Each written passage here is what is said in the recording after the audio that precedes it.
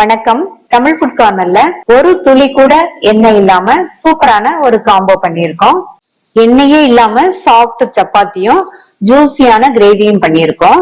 டயட்ல இருக்கவங்க யோசிக்காம ருசியா சாப்பிடணும் அப்படின்னா இந்த காம்போவை ட்ரை பண்ணி பாருங்க. வாங்க செய்ய ஸ்டார்ட் பண்ணலாம். 0 ஆயில் சப்பாத்திக்கு மாவு பிசைஞ்சுக்கலாம். இதுல 1.5 கப் கோதுமை மாவு, இதுக்கு தேவையான அளவு உப்பு நல்லா மிக்ஸ் பண்ணி விட்டுட்டு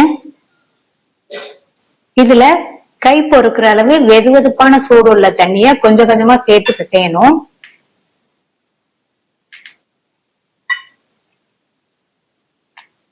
இப்ப ஃபர்ஸ்ட் 1/2 கப் தண்ணி சேர்த்தேன். இன்னொரு 1/4 கப் அளவுக்கு வெது வெதுப்பான தண்ணி வச்சிருக்கேன். இத கொஞ்சம் கொஞ்சமா சேர்த்து பிசைஞ்சுக்கலாம். எடுத்து வச்ச 3/4 கப் வெது வெதுப்பான தண்ணி ஃபுல்லா சேர்த்தாச்சு. இப்ப இந்த மாவை நல்லா இந்த மாதிரி அழுத்தி அழுத்தி பிசைஞ்சுக்கணும். இப்ப நல்லா அழுத்தி அழுத்தி 5 நிமிஷமா பிசைஞ்சாச்சு. இந்த மாவு பிசைறதுக்கு நீங்க அகலமான பாத்திரமா எடுத்துட்டீங்கன்னா உங்களுக்கு தாராளமா பிசைறதுக்கு நல்லா இருக்கும். இப்ப இத மறுபடியும் சுருட்டிட்டு மறுபடியும் நல்லா இந்த மாதிரி பிசைஞ்சிருங்க. நம்ம எந்த அளவுக்கு மாவு பிசைறோமோ அந்த அளவுக்கு சப்பாத்தி நல்லா சாஃப்டா இருக்கும். மறுபடியும் நான் ஒரு 3ல இருந்து 4 நிமிஷத்துக்கு பிசைஞ்சிருக்கேன். இப்ப பாருங்க மாவு நல்லா சாஃப்டா வந்திருக்கு. இப்ப இந்த மாவை மறுபடியும் இந்த மாதிரி பிரட்டிட்டு இப்ப இந்த மாவை ஒரு காட்டன் துணிய தண்ணியில நல்லா நனைச்சிட்டு தண்ணிய பிழிஞ்சிட்டு இது மாதிரி ஈரமா இருக்கிற மாதிரி வச்சுட்டு இத க்ளோஸ் பண்ணிடலாம். இந்த மாதிரி க்ளோஸ் பண்ணி வச்சோம்னா மாவு நமக்கு காஞ்சி போகாம இருக்கும். மாவு 20ல இருந்து 25 நிமிஷம் ஊறட்டும். நம்ம கிரேவியை ரெடி பண்ணிடலாம். 0 ஆயில் சன்னா கிரேவி பண்ண போறோம். இந்த குக்கர்ல 8 மணி நேரம் ஊற வச்ச 150 கிராம் கொண்டக்கடலையை சேர்க்கிறேன். கொஞ்சமா உப்பு,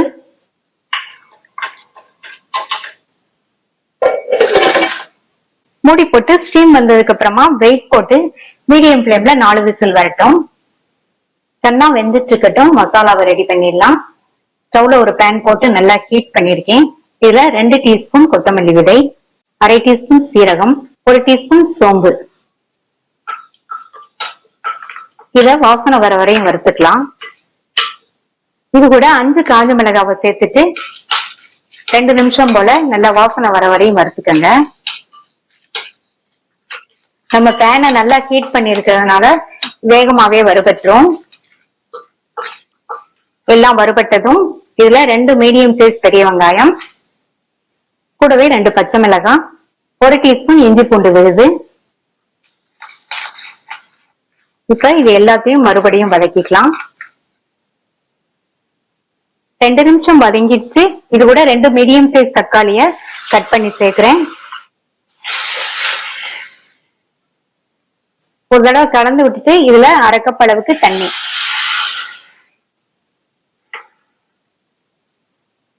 கூடவே கொஞ்சமா கொத்தமல்லியோட காம்பு பகுதியை மட்டும் சேர்த்துக்கலாம். வெங்காயம், தக்காளி, பச்சை மிளகாய் எல்லாமே நல்லா சாஃப்டா வெந்து வரட்டும். மூடி வச்சிட்டோம்னா நல்லா சாஃப்டா வெந்து வந்துடும். சேர்த்த தண்ணி எல்லாம் வச்சு எல்லாமே நல்லா சாஃப்டா வெந்துருச்சு. இது ஆறுனதுக்கு அப்புறமா மிக்ஸி ஜார்ல சேர்த்துக்கலாம். மீடியம் ஃபிளேம்ல 4 விசில் வந்துருச்சு.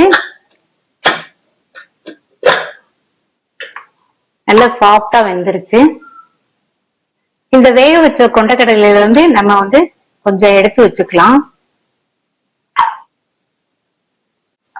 2 ஸ்பூன் அளவுக்கு எடுத்து வச்சிருக்கேன். ஆறுனதுக்கு அப்புறமா மிக்ஸி ஜார்ல சேர்த்திருக்கேன். இது கூட நம்ம எடுத்து வச்ச கொண்டக்கடலை ஆறிடுச்சு. அதையும் சேர்த்துட்டு கொஞ்சமா தண்ணி சேர்த்து இத நல்லா நைஸ் விழுதா அரைச்சுக்கலாம். அதே கடாயிலேயே நம்ம அரைச்ச விழுத சேர்த்துட்டு மிக்ஸி ஜாரை கழுவி தண்ணி, சன்னா வேக வைக்கும் போது உப்பு சேர்த்தோம். இப்ப இந்த கிரேவிக்கு தேவையான அளவு உப்பு, கொஞ்சம் மஞ்சள் தூள் நல்லா மிக்ஸ் பண்ணி விட்டுருங்க. 2 நிமிஷத்துக்கு பச்சை வாசனை போக கொதிக்கட்டும். 2 நிமிஷம் கொதிச்சதும் இதுல 1/4 டீஸ்பூன் கரம் மசாலா தூள், கூடவே வேக வச்ச சன்னாவை தண்ணியோடய சேர்த்துக்கலாம். நல்லா மிக்ஸ் பண்ணி விட்டுறலாம். இப்ப எல்லாம் ஒண்ணு சேர்ந்து 2ல இருந்து 3 நிமிஷத்துக்கு கொதிக்கட்டும். 3 நிமிஷமா கொதிச்சிருச்சு. நம்மளுடைய 0 ஆயில் சன்னா கிரேவி ரெடி ஆயிடுச்சு. இதுல கொத்தமல்லி இலைகள் கொஞ்சம் சேர்த்துட்டு கலந்து விட்டாச்சு. ஸ்டவ் ஆஃப் பண்ணிடலாம். ஹெல்த்தியான டேஸ்டான 0 ஆயில் சன்னா கிரேவி ரெடி ஆயிடுச்சு.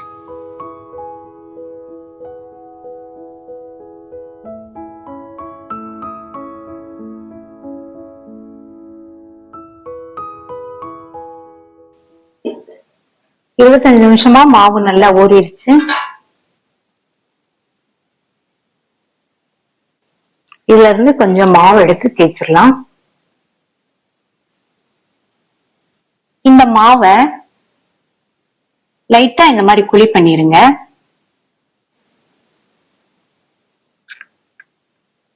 மேல மாவு தூவிட்டு ரவுண்டா தேய்க்கணும்.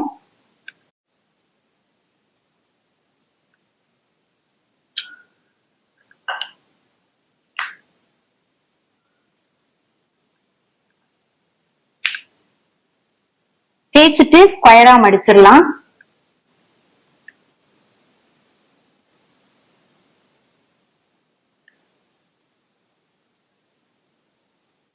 இத நீங்க அப்படியே ஸ்கொயர் ஷேப்ல தேய்க்கிறதுனாலும் தேய்ச்சிக்கங்க. நான் இத லைட்டா இந்த மாதிரி ரவுண்ட் பண்ண போறேன். கை பொறுக்கிற அளவு சூடான தண்ணிய சேர்த்து பிசைஞ்சு இந்த மாதிரி தேய்ச்சிங்கன்னா உங்களுக்கு கொஞ்சம் கூட ஆயிலே சேர்க்காம நமக்கு சப்பாத்தி நல்லா சாஃப்டா கிடைக்கும்.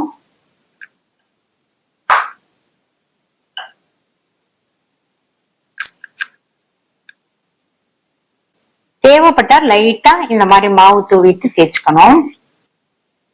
எல்லா பக்கமும் ஒரே திக்னஸா இருக்கிற மாதிரி ரவுண்டா தேய்ச்சாச்சு. இப்ப இத போட்டு எடுத்துடலாம். கல்லு போட்டு நல்லா சூடானதும் தேய்ச்சி வச்ச சப்பாத்திய வச்சுட்டு சப்பாத்திய போட்ட உடனே திருப்பி போடக்கூடாது. மேல எல்லாம் ட்ரை ஆகி பபிள்ஸ் வரும்போதுதான் திருப்பி போடணும். இப்ப பாத்தீங்கன்னா ட்ரை ஆகி சின்ன சின்ன பபிள்ஸ் வந்துருச்சு. திருப்பி போட்டுக்கலாம். திருப்பி போட்டதுக்கு அப்புறமா ஒரு 15 செகண்ட்ஸ் போல அப்படியே இருக்கட்டும். இப்ப மறுபடியும் திருப்பி போட்டுக்கலாம். பாருங்க சப்பாத்தி எப்படி உப்பி வருதுன்னு. மறுபடியும் ஒரு தடவை திருப்பி போட்டுட்டு வெந்த உடனே எடுக்க வேண்டியதுதான். கொஞ்சம் கூட எண்ணெயே சேர்க்காம சூப்பரான டேஸ்ட்ல நல்லா சாஃப்டா நோ ஆயில் சப்பாத்தி ரெடி ஆயிடுச்சு. எண்ணெய் சேர்க்காட்டி டேஸ்டே இருக்காது அப்படின்னு நினைச்சீங்கன்னா கண்டிப்பா இந்த காம்போவை ட்ரை பண்ணி பாருங்க. நீங்க நினைச்சது தப்புன்னு உங்களுக்கே தெரியும். நோ ஆயில் சப்பாத்தியும் அதுக்கு சைட் டிஷ்ஷா டேஸ்டான நோ ஆயில் சன்னா கிரேவியும் ரெடி ஆயிடுச்சு. ட்ரை பண்ணி பார்த்துட்டு உங்க கமெண்ட்ஸை சொல்லுங்க. தேங்க்யூ.